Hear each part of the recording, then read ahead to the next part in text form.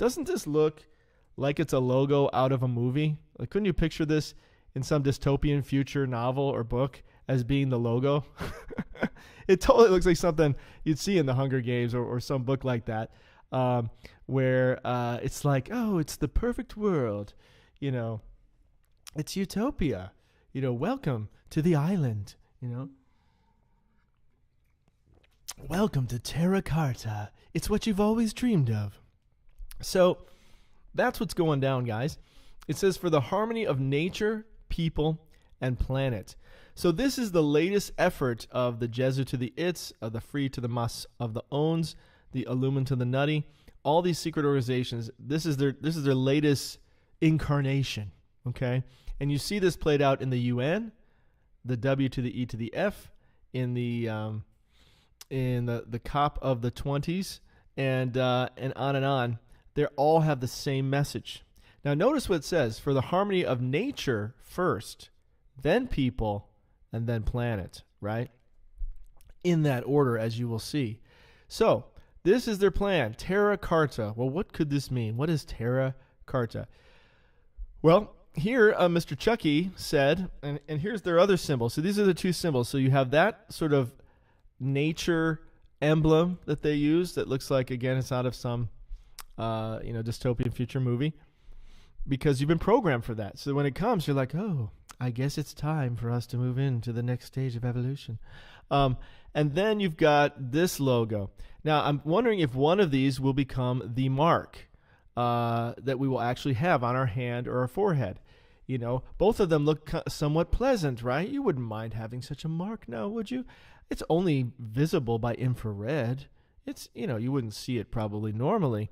But boy, isn't it nice that you're representing? I mean, this could be the seal, and it's got his crown there. You notice? So here's another crown, and of course, here's Chucky Chucky's quote says, "Today I am making an urgent appeal to leaders from all sectors and from around the world to give their support to the Terra Carta." Oh, it sounds so nice. And then you've got this other crown of feathers, and we talked about this one before. Is the 666 logo, right? Which I think I have that open here somewhere. I'll show it to you in a second. So, when people talk about the 7-year covenant, right? We talk about the Abraham Accords. That's one of the ones that has been considered part of the deal. Well, it is part of the deal. See, here's the thing, guys. Whatever works to their advantage, it's a keeper, okay? It's a keeper. If this is going to work to their advantage, then sure, yeah, Abraham Accords, we love them. Because if that's going to mean we're going to get control of Israel, divide up Israel, the whole nine yards. But you got to start thinking outside the box that it's just this one 7-year covenant. The overarching covenant, arguably, is this Terra Carta, as we're going to see. But it plays out in all these other ones work as tools to serve that goal. And it's a goal that they want to accomplish by the year 20 of the 30, and therefore we're looking at 7 years, right? Now, it doesn't specifically say that it's a 7-year covenant. It says he will confirm or a covenant will prevail for 1/7, right? So it doesn't mean that it's a new covenant. Doesn't mean it was just invented. It just means it will prevail for 1/7. And so that's kind of what we're looking at right now. So the Abraham Accords, so they're still in the mix, they're still part of the deal as well. But that's, honestly, the Abraham Accords are kind of small potatoes, to be honest. That's just sort of on the Israel and, with their fellow nations and stuff. It's important in terms of Israel, which you could say, well, Israel's everything. Yes, in essence, but when you understand this Terra Carta thing and how it really is the umbrella for the whole thing, this is just kind of one component, the Israel component. But there's a lot of other components to this one world government that involves a lot more people than just Israel, right? So there's a lot to it. But this definitely still seems like it's in play. As recently as 2 days ago, Blinken considers new envoy to bolster Abraham Accords. So they're ready to rock on these Abraham Accords again because you got Chucky in place, and we're going to talk about him. He wants to go to Israel too. So that's definitely in play, right? But it's not the only thing in play, and I think we have to look a little bit bigger. Laudato Si is another one, right? The Pope has his plan, and he wants to do it by 2030 as well. Do you think those are separate plans? You think he just came up with that on his own? No, guys. He's on the same team.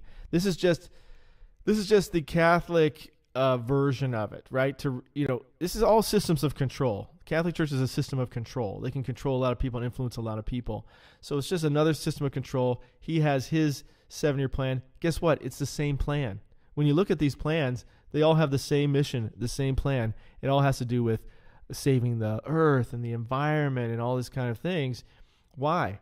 We're going to talk about that because through that, you have endless, unlimited control of people. Okay, so Laudato Si is definitely part of that picture as well. But it only really serves the Catholic group, right? If you're not Catholic, you're not really thinking much about the Pope and what the Pope has to say. So yes, it helps to control a lot of people, just like the Abraham Accords helped to control Israel and helped to so forth. But if you want to control the whole world, you got to think bigger. You got to think on the world scale, right? But notice it says, Laudato Si, hope for the earth, hope for humanity. What comes first, earth or humanity, right? Same thing that we saw in the other one. It was hope for nature, then people and planet. This is hope for the earth, then humanity. You see, it's the priority because they're prioritizing the earth so that way they can control humanity. Because they're going to say, hey, you can't do that because it's hurting the earth, right? You don't want to hurt the earth, do you? You love the earth. Don't you want to live on the earth? Don't you want there to be a healthy earth?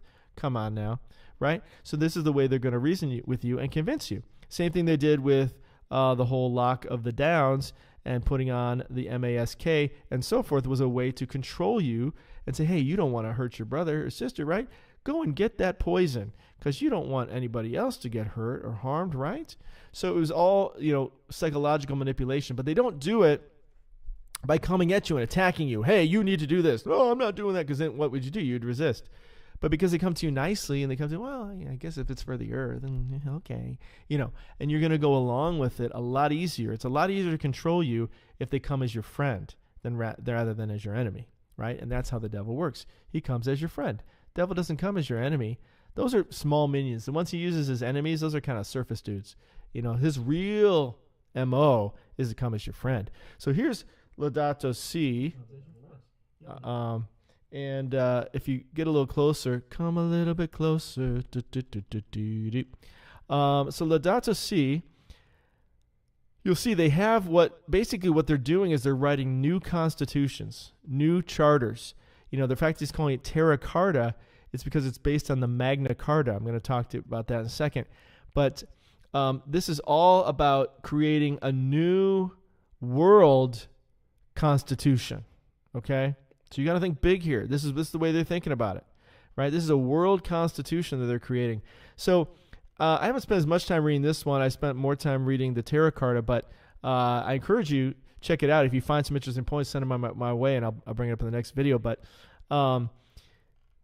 it's all the same stuff. And a lot of it's written in very kind of vague, glittering generalities. So you're like, what are they saying, You got to read between the lines and see, like, what is going to happen as a result of what they're saying. Because they don't come out and say it. It's like just like Satan, he masquerades as an angel of light. So it's like a lot of glittering generalities, a lot of fluffy, oh yeah, help the world, But look how many things they got. So they're trying to move us in a world constitution direction that they're going to have. This is our constitution as a world, and you're going to refer back to these documents, and these documents are what guide us, and these documents are what we have to go by, and this is what we all agreed to. Wait a minute, I didn't agree to this. Oh yes, see, now he's using the Bible. See, he's bringing the Bible in, and this is like how masters of the SLAVEs would do back in the day. They'd use the Bible to try to convince you to be a good little servant, right? Be a good, don't rebel and so forth. So he's using the Bible as a way to get you to do this, to get you to buy into it. So they're using whoever they can use in a sphere of influence. So the POPE has a certain sphere of influence. Chucky has his influence, which, as we're going to see, is becoming bigger and bigger and bigger, which is all part of the plan because he's positioned for that, right? He's in a unique position as the KING, quote unquote, to be in a position of control that is not. It's kind of beyond an individual government, right? He has a bigger influence. So anyway, look, there's like 100 plus points. I think it's like 145 points from this. So anyway, I'll let you go through that on your own. But that's what they're doing here, guys. Okay, let's keep going. So He wrote a book on it. Chucky also wrote his book on it. So the Pope has his book, Laudato Si. Let me back this off. You can read the whole thing. On care for our common home. So what they're doing is they all put out the same publication. It's basically all the same book, right? He puts out, this one, On Care for Our Common Home. In other words, it's Love Mother Earth, right?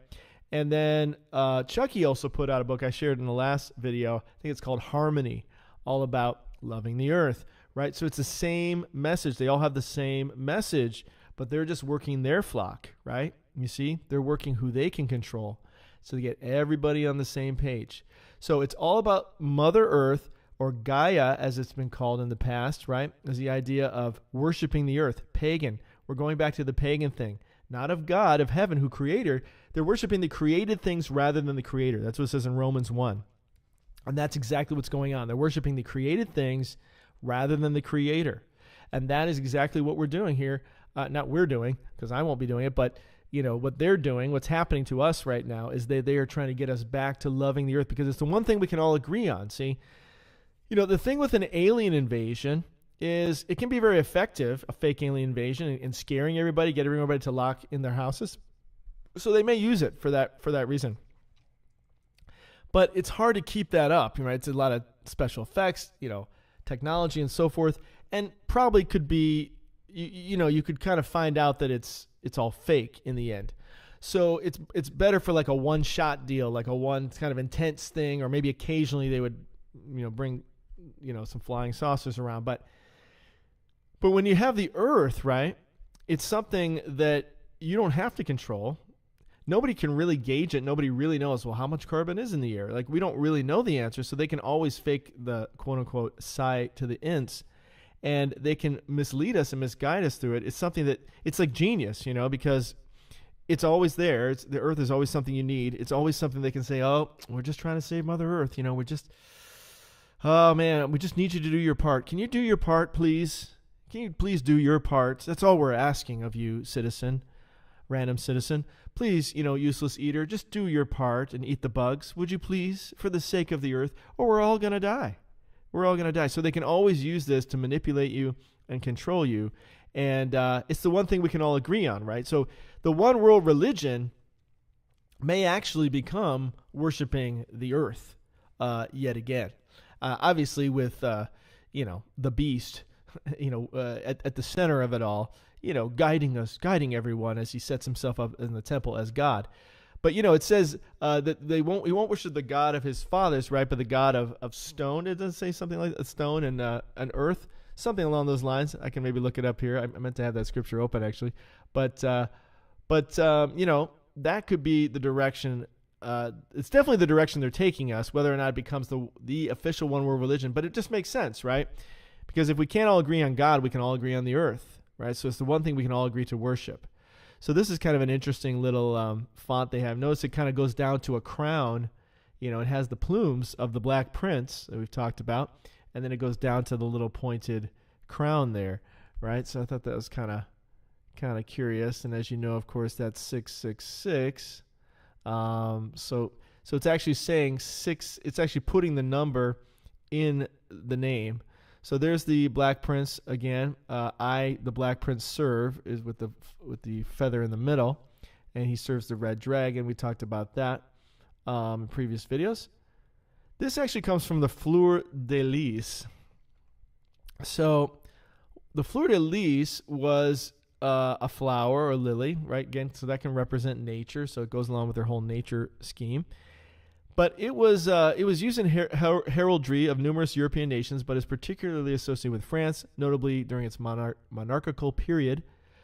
The fleur de lis became, at one and the same time, now check this out, religious, political, dynastic, artistic, emblematic, and symbolic.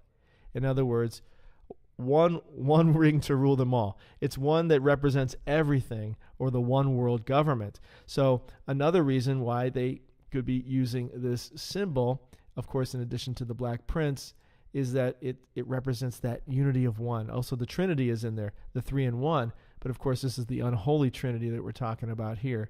There's Chucky with it hovering over him at the summit. And here's his, and there it is in the lower left corner there. Just to remind you, that's his crest coat of arms. He has a new one now as the king. That's I'm going to talk about at the end of the video. That's really interesting. So here's the thing, guys, with this.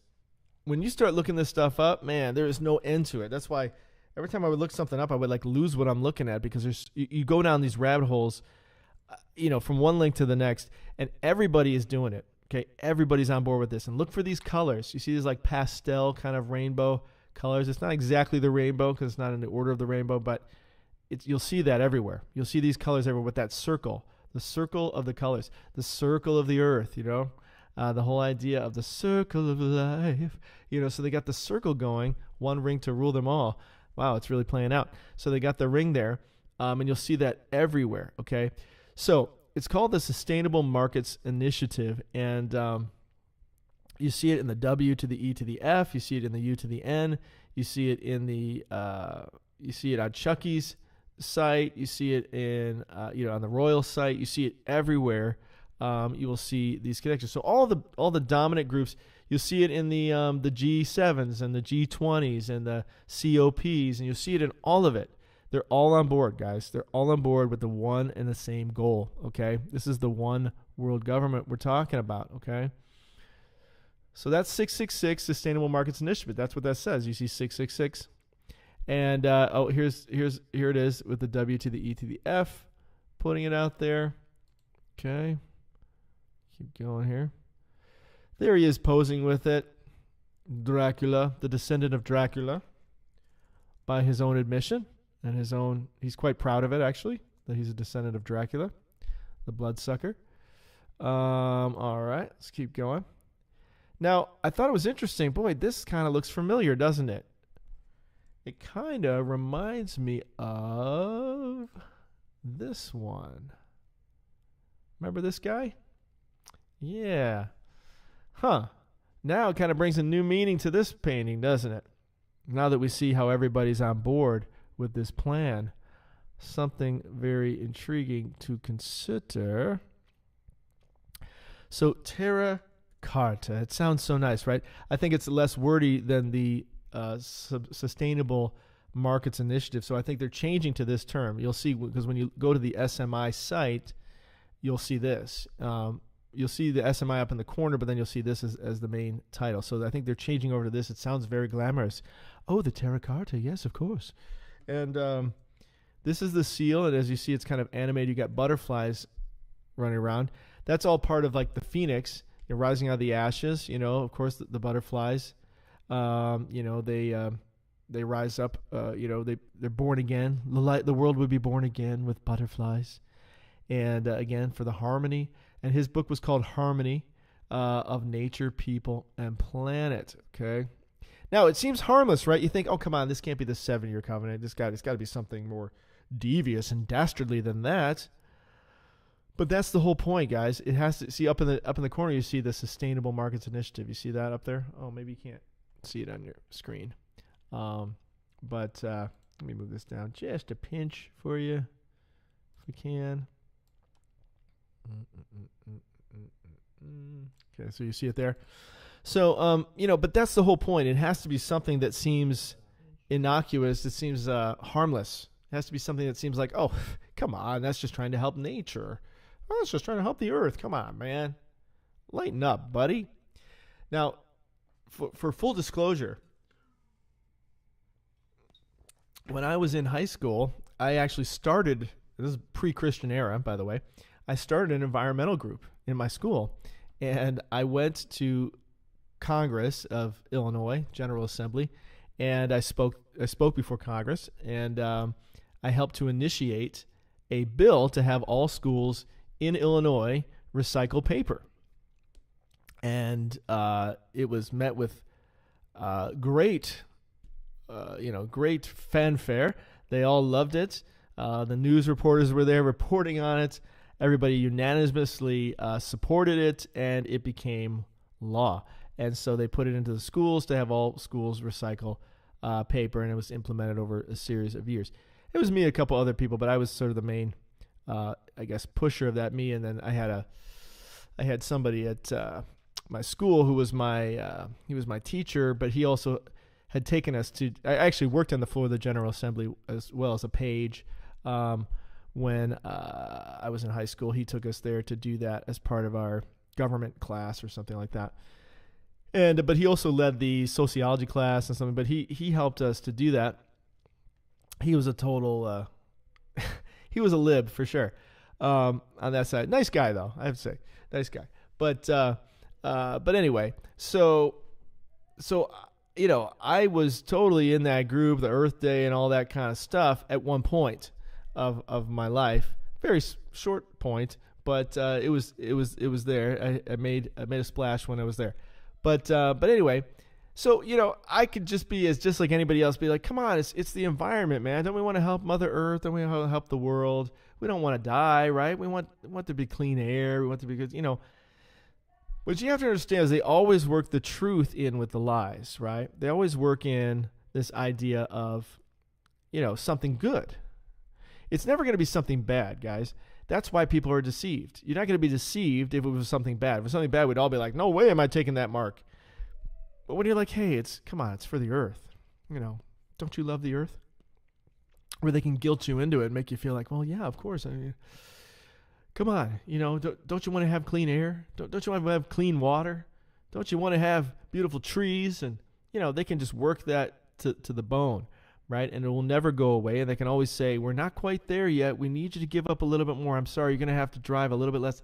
I'm sorry, we're just going to have to get rid of cars altogether. But don't worry, we're going to give you a bicycle, or whatever. Fill it in.